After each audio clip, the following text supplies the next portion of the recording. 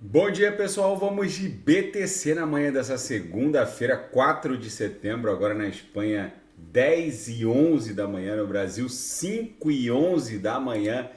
Gente, a BTC aqui no diário tá desenhando uma sequência impressionante de fundos ascendentes, topos descendentes.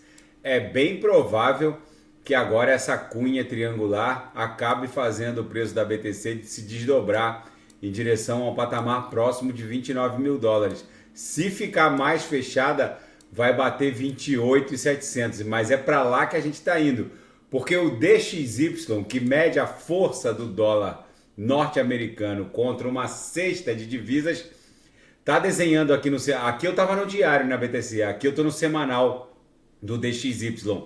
Ele está extremamente sobrecomprado e deve tombar em direção a 99, talvez 98. Mas se voltar para 100, a BTC já explodiria em direção a um patamar próximo de 30 mil dólares.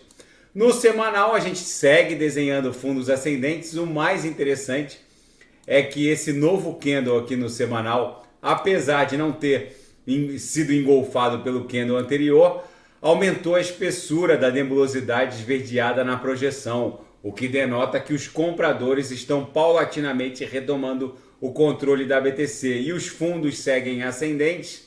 Os topos estão flats aqui no semanal, o que denota que a nossa figura triangular de caráter ascendente, com essa inclinação padrão de 45 graus, vai redundar numa explosão para um patamar ali próximo de 40 mil dólares.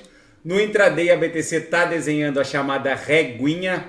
Daqui a pouco eu vou ofertar os sinais na sala de sinais. Ontem todos os sinais fecharam no gain, com lucro no bolso dos assinantes. Na seara fática, o cofundador da Matter Labs propõe a criação de uma Suprema Corte para Ethereum.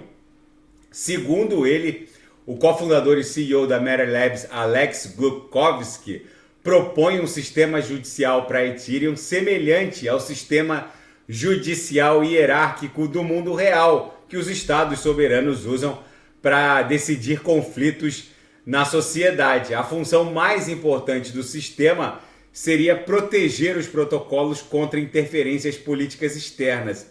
O último evento que causou um imbróglio, um alvoroço dentro da comunidade cripto foi a proposta de freeze dos addresses que fazem uso do Tornado Cash, um mixer que foi condenado pelo Departamento de Justiça norte-americano.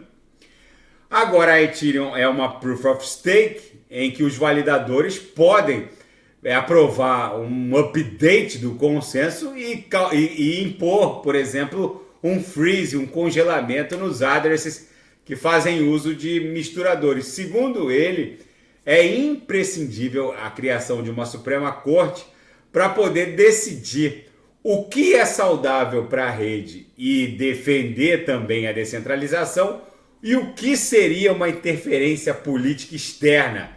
Como essa decisão arbitrária do Departamento de Justiça norte-americano condenando um protocolo, que é só um software que pode ser objeto de deploy, um software de código aberto, que está lá no GitHub, qualquer um pode fazer, qualquer um que tem um mínimo de conhecimento de Solidity pode fazer o copia e cola e o deploy desse código na Ethereum Virtual Machine. Enfim, é o novo normal, um sistema judicial para o mundo cripto, paralelo ao sistema judicial do mundo real, dos estados soberanos para a decisão de conflitos da sociedade. E um dado on-chain impressionante, 48,5 milhões de addresses ativos na blockchain da BTC. Isso é um outro dado que reforça que talvez a gente esteja visitando um patamar de fundo para o mundo cripto. E mais um banco indiano, o Yes Bank, vai integrar a rúpia digital ao seu sistema de pagamentos. O Yes Bank comunicou que está integrando a compatibilidade à interface de pagamentos unificada, a UPI, do ecossistema onde roda a moeda digital do Banco Central da Índia, a CBDC do Bank of India, que é a rúpia digital. E na seara geopolítica e finanças internacionais, a Huawei, a gigante de telecomunicações chinesas, demonstrou ao mundo o poder do Mate 60 Pro, um semicondutor de até 7 nanômetros, que representando um duro golpe para as sanções norte-americanas, que tentou de todo jeito evitar que os chineses tivessem acesso à tecnologia de produção de semicondutores de até abaixo de 7 nanômetros, que é uma tecnologia basicamente considerada um insumo militar. A guerra russo-ucraniana está provando que esse tipo de insumo é indispensável com esses ataques com enxames de drones, um ataque bem sucedido, inclusive, nos últimos dias, ultimado pela Ucrânia. Mas, enfim, agora a China parece que já detém essa tecnologia que nesse momento só é detida pelos holandeses com a gigante ASML, pelos taiwaneses, que é detida pela gigante TSMC, Taiwan Semiconductors Corporation, e pelos Estados Unidos. O fato é que agora a China, demonstrando que detém essa tecnologia, fica difícil agora sustentar essa sanção contra os chineses, já que parece que eles podem sim fabricar semicondutores de até 7 nanômetros.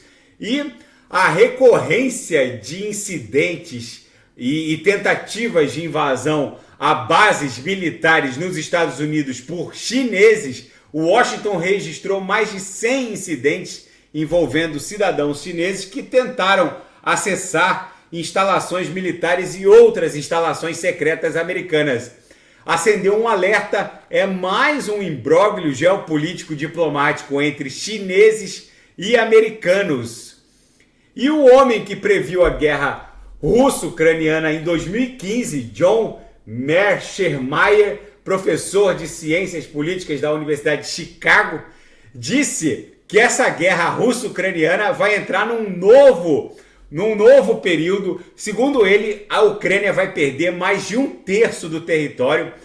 Os russos vão fincar o pé nesses territórios ucranianos, que serão agora considerados territórios russos, pelo menos para a Rússia.